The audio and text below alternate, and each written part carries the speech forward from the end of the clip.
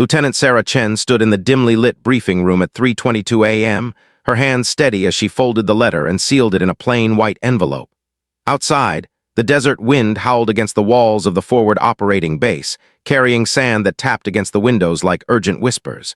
She had written letters before every mission for the past 6 years, but this one felt different.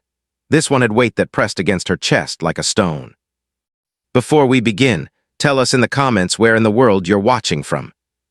Sarah was the only female SEAL team operator in Bravo Squadron, a fact that had stopped mattering to her teammates after her first year. They had seen her carry wounded men twice her size through enemy fire, watched her make impossible shots in impossible conditions, and trusted her with their lives without hesitation. Commander Jake Martinez had handpicked her for this mission, the most dangerous insertion their team had attempted in a decade. Intelligence suggested a high-value target was hiding in a compound deep in hostile territory, but the window to act was closing fast. "You don't have to do this," Jake had said to her during planning, his weathered face creased with concern. "I can send someone else as point." Sarah had smiled then, that quiet, confident smile that made her seem older than her 29 years. "You know I'm the best shot you have for this, sir. Besides, someone has to keep these boys out of trouble." The mission briefing had been thorough but grim. They would insert by helicopter at 0400 hours, a 15-minute flight followed by a 2-mile hike through rocky terrain. The compound sat in a valley surrounded by cliffs with only one viable approach. Sarah would lead the advance team, clearing a path for the others. The margins for error were razor thin. One mistake, one moment of hesitation, and the entire team could be compromised. Now, as she placed the envelope in her locker with her name written on it in careful script, Sarah thought about what she had written inside. It wasn't addressed to her parents or her younger brother, though she loved them fiercely. It wasn't even addressed to Jake or the team, though they were her family in every way that mattered. The letter was addressed to someone she hadn't seen in 3 years, someone who had walked away because he couldn't bear the constant fear of losing her. "Chen, you ready?" The voice belonged to Marcus Reed, a massive Texan who could bench press a small car but cried at every dog movie. He stood in the doorway, already geared up, his face paint making him look like a warrior from an ancient tribe. "Born ready, Reed," she replied, closing the locker with a soft click. The helicopter ride was loud and tense, the kind of ride where men checked their weapons 3 times and said nothing because there was nothing left to say. Sarah sat between Reed and Tommy Wu, a 23-year-old kid from California who still had his whole life ahead of him. She could feel the vibration of the rotors through her bones, a rhythm that matched her heartbeat. They landed in a cloud of dust at exactly 4:00 a.m., and the team moved like shadows through the darkness. Sarah took point, her night vision goggles turning the world into shades of green and gray. Every rock, every dried bush, every slight depression in the ground could hide a threat. She moved with practiced silence, her rifle an extension of her body, her senses heightened to an almost painful degree. The compound appeared ahead, a cluster of buildings surrounded by a low wall. Sarah raised her fist and the team froze. Something was wrong. The intelligence had said minimal security, but she could see at least 6 guards patrolling, more alert than they should be at this hour. Her mind raced through possibilities. Had they been compromised? Was this a trap? She signaled to Jake, who moved up beside her. "Too many guards," she whispered, her breath barely audible. "This doesn't match our intel." Jake's jaw tightened.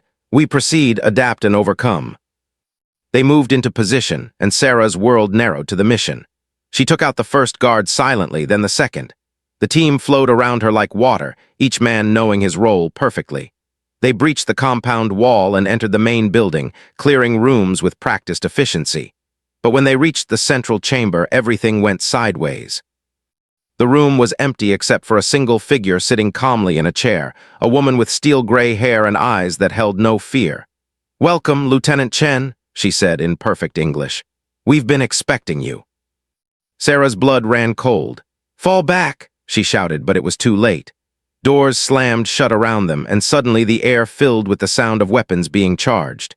They were surrounded, trapped in a kill box with no easy exit. But Sarah had trained for the impossible. "Reed, Wu, cover the east wall. Jake, get on comms and call for extract." She moved with lightning speed, her mind calculating angles and odds.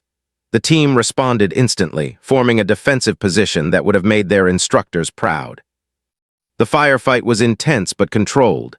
Sarah directed her team with calm precision, her voice cutting through the chaos. She took down 3 hostiles who tried to flank their position, then spotted an exit partially hidden behind a false wall. "There," she called out. "Northeast corner." They fought their way to the exit, covering each other with the kind of trust that only comes from years of training together. Tommy took a round to his vest that knocked him down, but Reed hauled him up, and they kept moving. The woman with gray hair had disappeared, but Sarah couldn't think about that now. All that mattered was getting her team out alive. They extracted under fire, the helicopter pilot performing a landing that would be talked about for years. As they lifted off, Sarah looked back at the compound and saw explosions blooming in the darkness. The enemy had rigged the entire place to blow, probably planning to take the SEALs with them. They had escaped by minutes, maybe seconds. Back at base, as the adrenaline faded and the sun began to rise, the team gathered in the common area. Jake stood before them, his face serious. "Chen saved our lives tonight," he said quietly. "Without her instincts, her leadership, we wouldn't be here." Sarah shook her head. "We saved each other, that's what we do." Later, Jake found Sarah sitting alone, staring at nothing. "I opened your locker," he admitted.